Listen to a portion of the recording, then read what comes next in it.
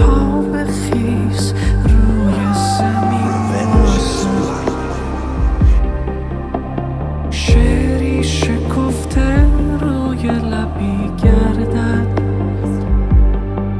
شاید که با عطر تن او را از لای در به بستر من ریزد.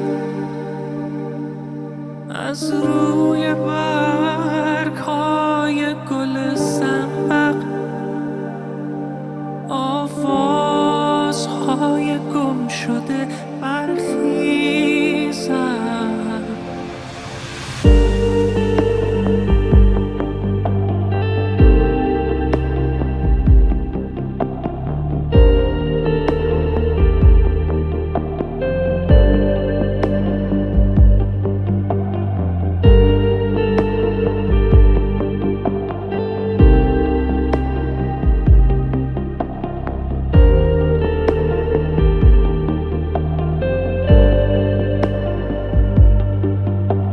شاید شبی کنار درخت کاج آوای گام او شکند شب را. شاید که خورشید، شاید که باد، شاید که قطره‌ای، شاید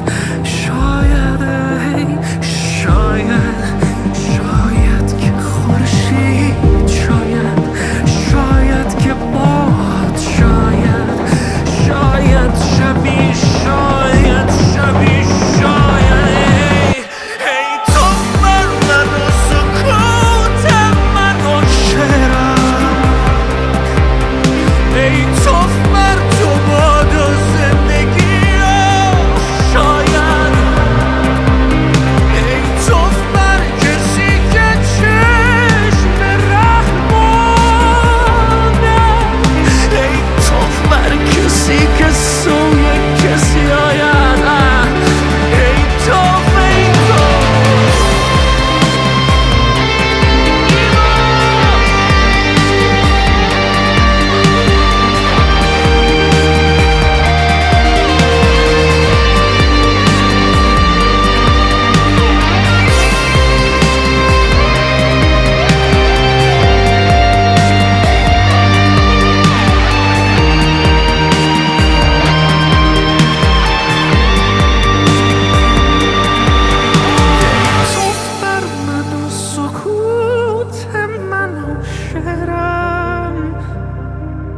ای توف بر تو باد و زندگی و شاید،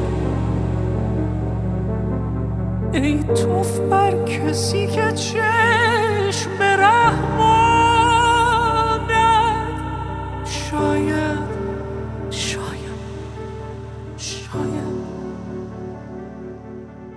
شاید که با عطر تن او را